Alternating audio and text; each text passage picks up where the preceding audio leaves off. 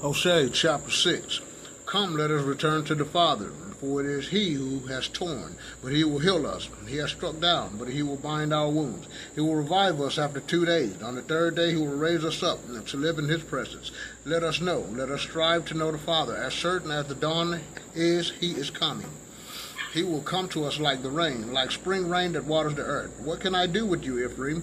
What can I do with you, Judah? Your loyalty is like morning mist, like the dew that disappears early. For this reason I struck them down.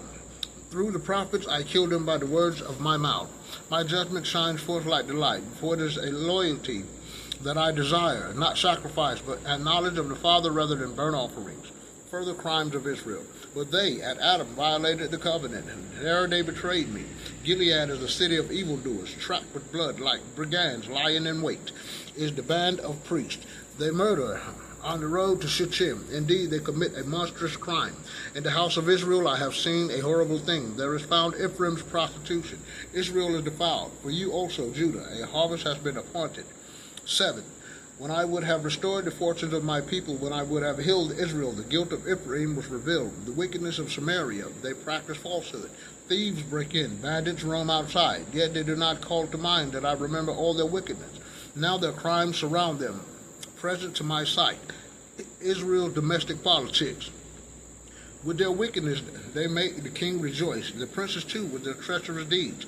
They are all adulterers like a blazing oven, which the baker quits stoking after the dough's kneading until it is rising. On the day of our king, they made the princes sick with the poisoned wine.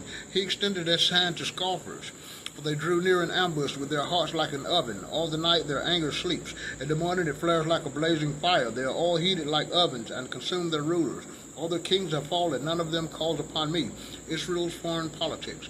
Ephraim is mixed with the nations. Ephraim is an unturned cake. Strangers have consumed his strength, but he does not know it. Gray hairs are strewn on his head, but he takes no notice of it. The arrogance of Israel bears witness against him, yet they do not return to the Father their God Most High, nor seek him despite all this. Ephraim is like a dove, silly and senseless. They call upon Egypt. They go to Assyria. When they go, I will spread out my net around them. Like birds in the air, I will bring them down. I will chastise them when I hear of their assembly. Woe to them, for they have strayed from me. Ruin to them, for they have rebelled against me, though I wish to redeem them.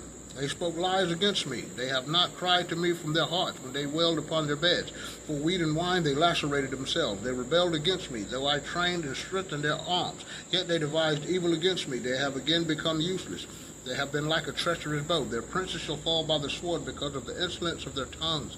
Thus shall they be mocked in the land of Egypt. 8. Corruption of cult, domestic and foreign politics. Put the trumpet to your lips. One like an eagle is over the house of the Father, because they have violated my covenant and rebelled against my law. They cry out to me, my God, we know you. But Israel has rejected what is good. The enemy shall pursue him. They made kings, but not by my authority. They established princes, but without my knowledge. With their silver and gold they made idols for themselves. To their own destruction he has rejected your calf, Samaria. My wrath is kindled against them. How long will they be incapable of innocence in Israel? An artisan made it. It is no good at all. The calf of Samaria will be dashed to pieces. When they sow in the wind, they will reap in the whirlwind. The stalk of grain that forms no head can yield no flour. Even if it could, strangers would swallow it. Israel is swallowed up. Now they are among the nations like a useless vessel. For they went up to Assyria, a wild ass off on its own. Ephraim bargained for lovers, even though they bargained with the nations. I will now gather them together. They will soon succumb under the burden of king and princes. When Ephraim made many altars to expiate sin, they became altars for sinning, though I write for him. In my many instructions, they are considered like strangers. They love sacrifice. They sacrifice meat and eat it, but the Father is not pleased with them. Now he will remember their guilt and punish their sins. They shall return to Egypt. Israel has forgotten his maker and has built palaces. Judah too has fortified many cities, but I will send fire upon his cities to devour their strongholds. 9. From the days of celebration to days of punishment. Do not rejoice, Israel. Do not exult like the nations, for you have prostituted yourself, abandoning your God, loving the prostitute's feet upon every threshing floor. Threshing floor and winepress will not nourish them. The new wine will fail them. They will not dwell in the father's land. Ephraim will return to Egypt, and in Assyria they will eat unclean food. They will not pour libations of wine to the father, and their sacrifices will not please him. Their bread will be like mourner's bread, that makes unclean all who eat of it. Their food will be for their own appetites. It cannot enter the house of the father. What will you do on the festival day, the day of the father's feast, when they flee from the devastation? Egypt will gather them. Memphis will bury them. Weeds will overgrow their silver treasures, and thorns their tents. They have come the days of punishment. They have come the days of recompense. Let Israel know it. The prophet is a fool. The man of the spirit is mad, because your iniquity is great. Great, too, is your hostility. The watchman of Ephraim, the people of my God, is the prophet. Yet a fowler snares on all his ways. Hostility in the house of the father, his father. They have sunk to the depths of corruption, as in the days of Gibeah. Father will remember their iniquity and punish their sins. From former glory to a history of corruption. Like grapes in the desert, I found Israel. Like the first fruits of the fig tree, its first to ripen. I looked on your ancestors, but when they came to Baal Peor and consecrated themselves to the shameful one, they became as abhorrent as the thing they loved. Ephraim is like a bird. Their glory flies away. No birth, no pregnancy, no conception. Even though they bring up their children, I will make them childless until no one is left.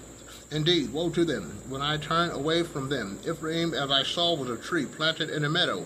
But now Ephraim will bring out his children to the slaughter. Give them, Father, give them what? Give them a miscarrying womb, a dry breast. All their misfortune began in Gilgal. Yes, there I rejected them because of their wicked deeds. I will drive them out of my house. I will love them no longer. All their princes are rebels. Ephraim is stricken. Their root is dried up. They will bear no fruit. Were they to bear children, I will slay the beloved of their womb. My God will disown them because they have not listened to him.